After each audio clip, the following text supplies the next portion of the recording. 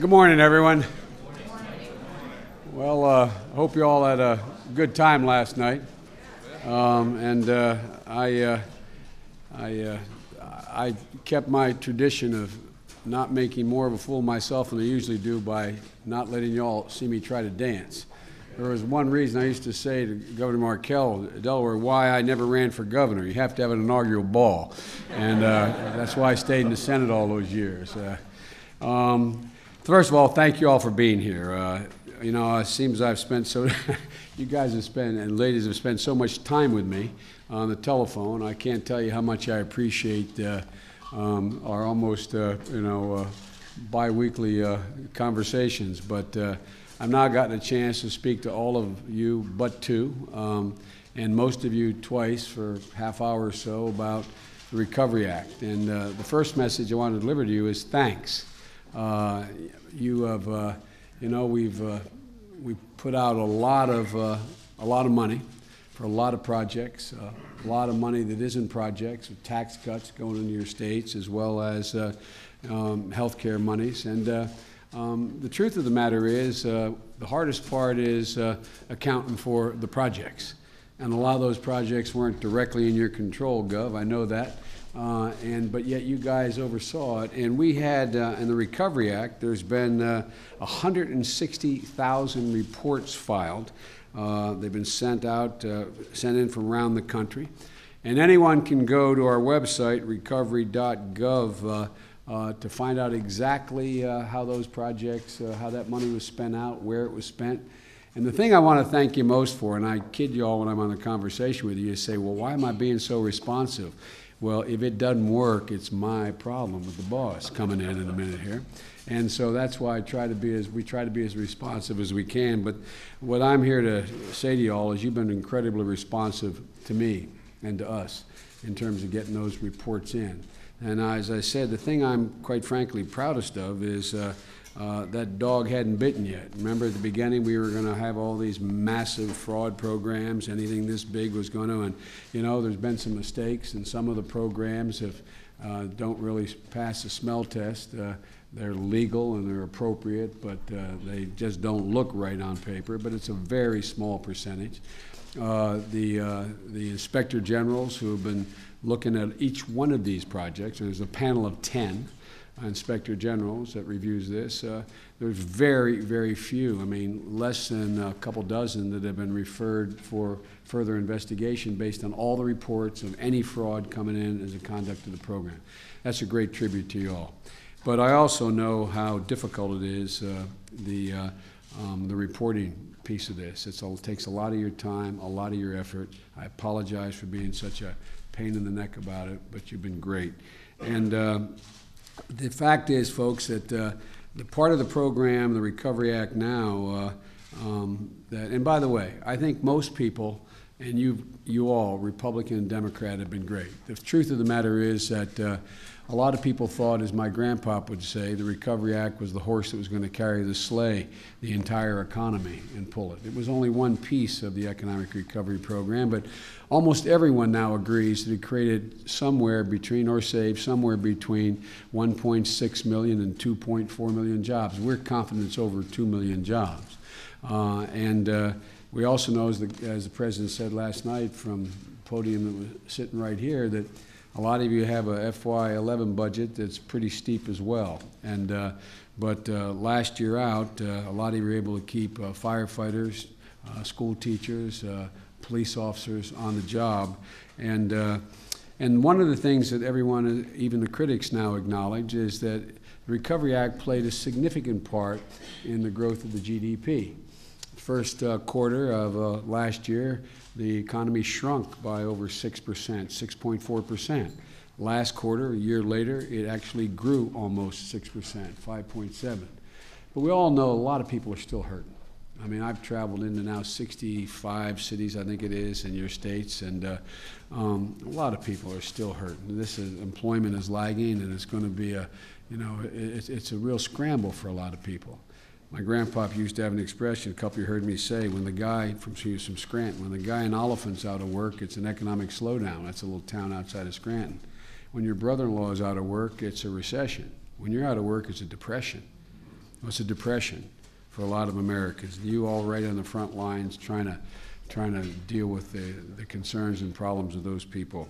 But the next phase of the act, and I'll conclude with this in introducing the President, the next phase of the recovery monies, and there's a lot of it left, is in projects, but also in signature projects that we hope are not only going to create, we're confident are going to create jobs, we hope they're going to begin to lay a new platform for an economic growth cycle in the 21st century.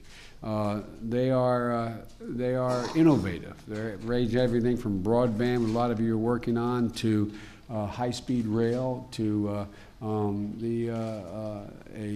new electric grid and meters, investment in battery technologies, a range of things that are designed not just merely, which is critical, to get the economy moving and keep it moving, provide jobs and initiate new jobs, but they're also leveraging a lot of private capital, a lot of money.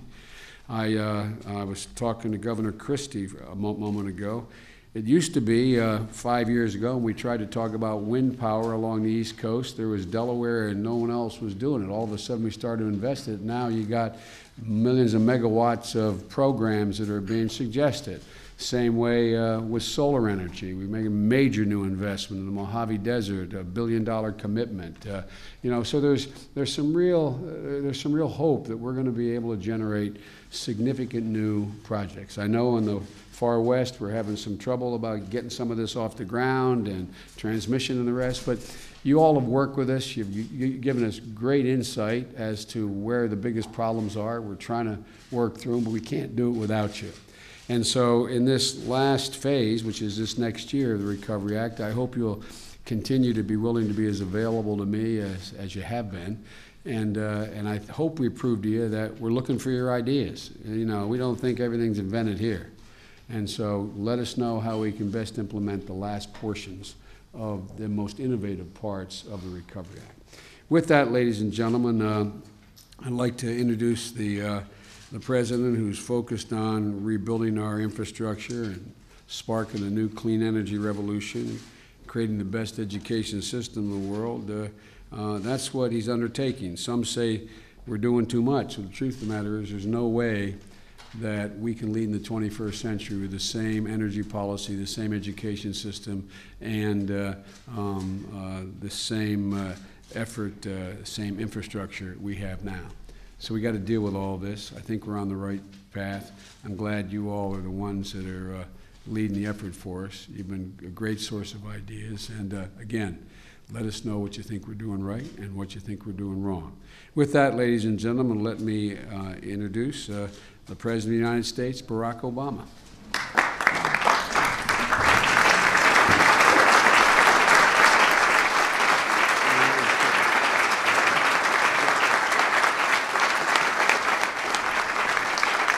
Thank you. Please, everybody have a seat. Thank you.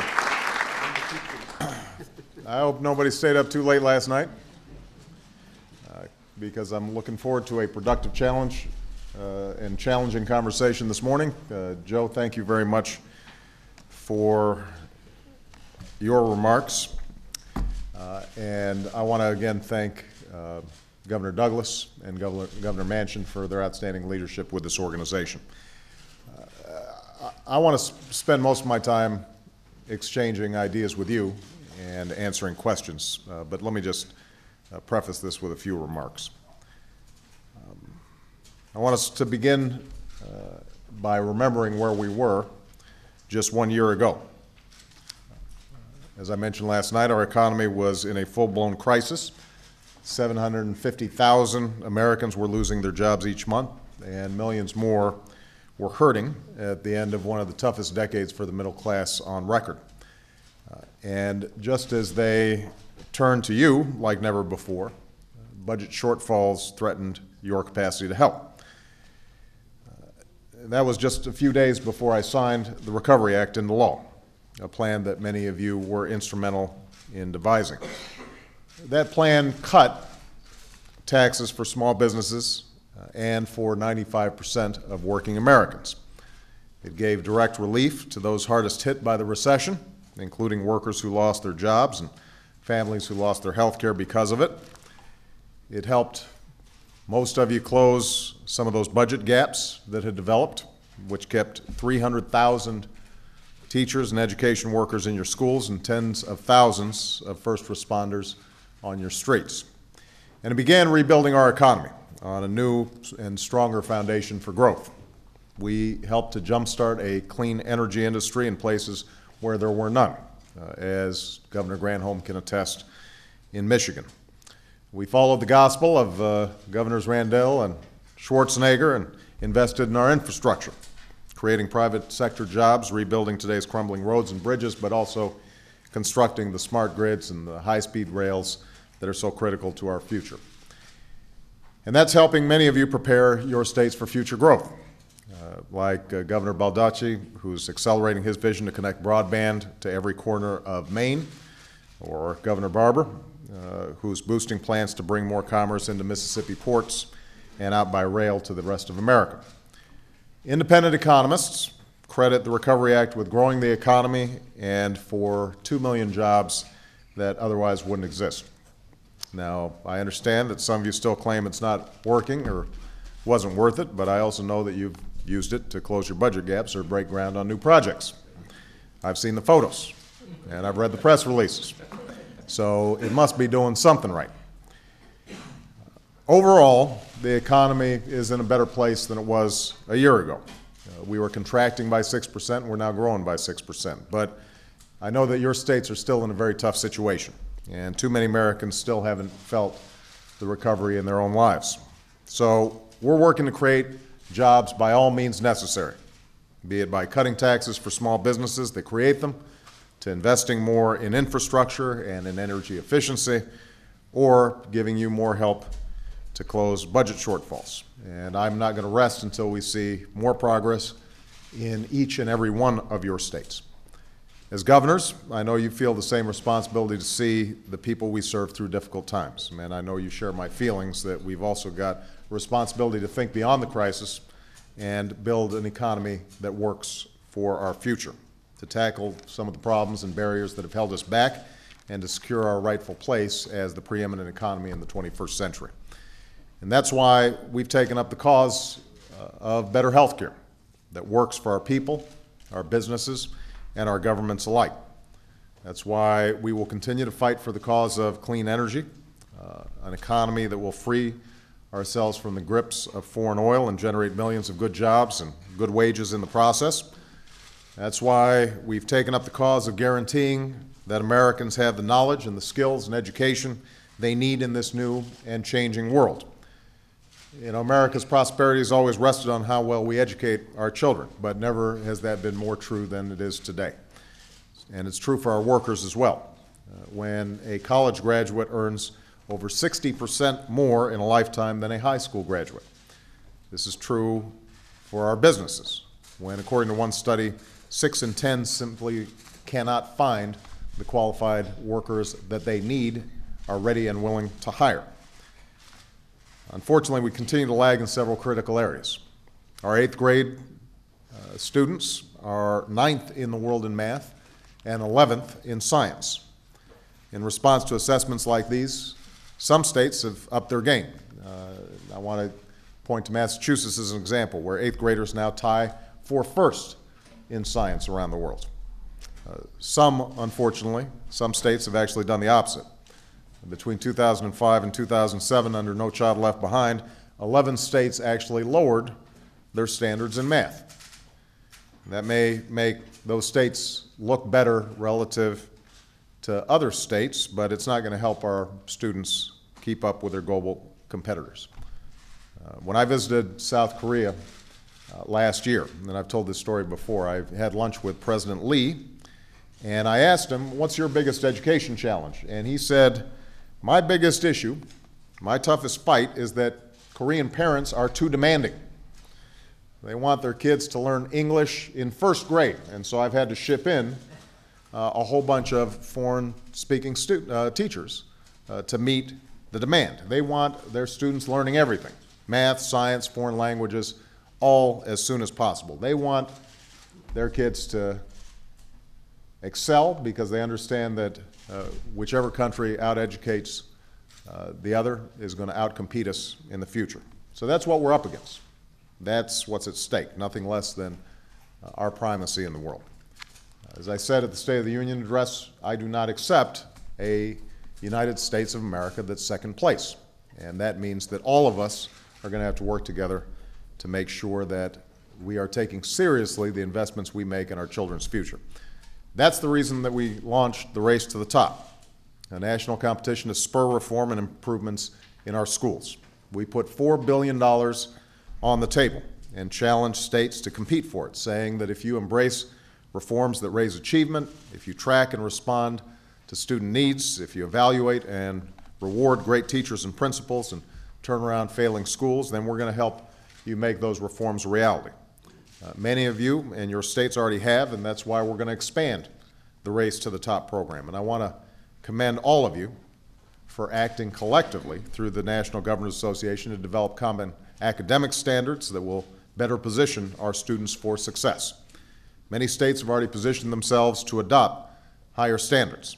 And today I'm announcing steps to encourage and support all states to transition to college and career-ready standards on behalf of America's students. And I know that many of you have had a chance to interact with our Secretary of Education, Arne Duncan, who's doing a terrific job. And I think you understand when you talk to him that this administration is serious about breaking down some of the barriers to reform that have existed in the past. We are tired of arguments between the left and the right, between reformers and teachers' unions. We want to figure out what works, and we want to make sure that we are giving you the support and the resources that you need to implement what works. Now,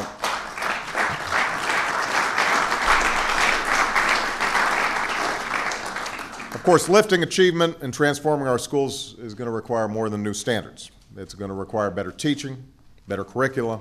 It's going to require better assessments. So we are calling for a redesigned Elementary and Secondary Education Act that better aligns the federal approach to your state-led efforts while offering you the support that you need. Let me just be specific on some things that we're looking to do this year. First, as a condition of receiving access to Title I funds, we will ask all states to put in place a plan to adopt and certify standards that are college and career-ready in reading and math. Once you've got those standards in place, you'll be able to better compete for funds to improve teaching and upgrade curriculum. If a university, state, or school district begins preparing educators to teach to higher standards, we'll give them the support that they need. And to make sure that we're delivering for our kids, we're launching a competition to reward states that join together to develop the highest quality, cutting-edge assessments required to measure progress, and will help support their implementation. This all goes hand in hand with our efforts to give every American a complete and competitive education. We are making college more affordable by increasing Pell Grants. We're continuing a new $2,500 tax credit for 4 years of college tuition. We are working to ease graduates' debt burdens because I believe, and I think you do too, that nobody should go broke because they decided to go to college. We've provided the resources to effectively implement the post-9/11 GI Bill because every returning soldier should have the chance to begin a new life prepared for the new economy. We're strengthening our community colleges because all of you know that they are outstanding career pathways for the children of so many working families. And we're working to reform the student loan program and save tens of billions of dollars that currently go to subsidizing financial intermediaries because instead of having that money go to middlemen, we think it makes sense to spend that money educating the next generation. Now, if we can come together and do all this in Washington, in state houses, and across party and ideology, we're going to raise the quality of American education. We'll give our students, our workers, and our businesses every chance to succeed, and we are going to secure this next century as another American century. Let me just close by saying this. We've been trusted with the responsibility to lead at a defining moment in our history. We've been tasked not only to see this country through difficult times, but to keep the dream of our founding alive for the next generation. That's not something to shy away from. It's something to live up to. And I intend to work closely with all of you, Democrats and Republicans, to do just that. So With that, what I'd like to do is start the discussion.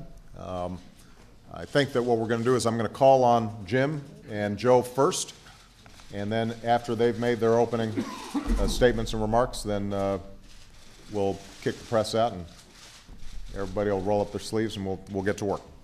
Jim?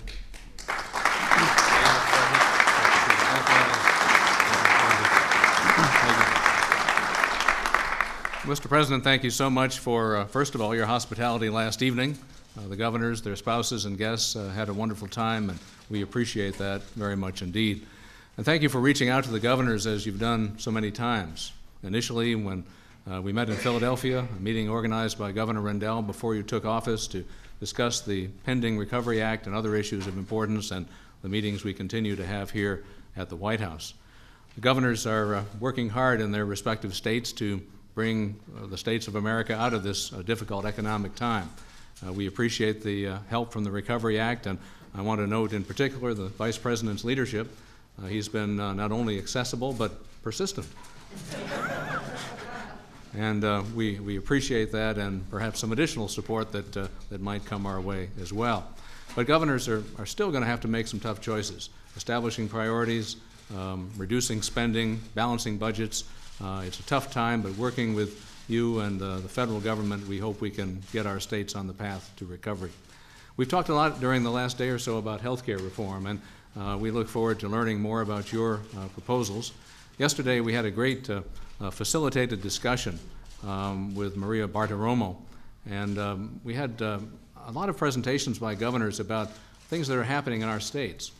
And it's such a good discussion, we're going to send a copy of it to the congressional leaders. Because while there's gridlock in Washington, if you went around that room, you couldn't tell who was a Republican or who was a Democrat. There are governors who are implementing all kinds of exciting reforms that are making a difference, that are bending the cost curve, improving the outcome and the quality of care, and we want those ideas to be models for reform at the national level. So we hope as this debate goes forward, we'll have a chance to work with you and your administration, with the congressional leaders, to put in place ideas that work, that states can implement, so we can all work together to bend that cost curve, improve the quality of care, and do everything possible to improve the health and well-being of the American people. So thank you again for your leadership, your hospitality, and for the opportunity to discuss important issues with the governors today. Thank you, Jim. Thank you. Gail doing all right? You're doing good. I first want to report, Mr. President, that Gail's doing well. I know that Vice President Biden accused me of tripping her, but I did not. My wife fell last night while we had a wonderful time. Let me reiterate on behalf of my colleagues the hospitality that you and the staff have shown us, and also the openness and the dialogue that we've had. As the end of the session that we had yesterday morning, I said that I've never been more proud to be part of an organization that worked across party lines the way we do. And I believe if we're going to move this country forward, it's going to be with the governors in that leadership position, working with you as a partner. And I really believe that we are still on the front of health care reform. We know that we can't sustain what we have. Double-digit inflation is going to eat all of our budgets, as you know, and it's something that we can't catch. So we need that help, and we're still at the table. We're not giving up on it. And we think we can come to an agreement on this some way that's going to be workable for all of us. When we talk about flexibility, we talk about that every state's not the same. West Virginia is different from California. But we both desire to make sure that all of our citizens are taken care of. And that's the flexibility we're looking for. At the end of the day, we've got to balance a budget every year. Every year we have to balance. And we understand that's not always the case here in Washington, to where Congress might not look at it as finite as we do. So what we're asking for is that consideration, that tolerance with us, but really to bring us into the fold, that if you're looking for that bipartisan movement this country is desiring, this country is hungry for, I believe you'll find it in this room. This is a great group of people that I'm proud of, and proud to be part of this organization of the National Governors Association. We're proud of our relationship and association with this administration, and we look forward to continuing the good work that all of us want done for this country. We're going to keep this country strong, one state at a time. Thank you. Thank you. Thank you.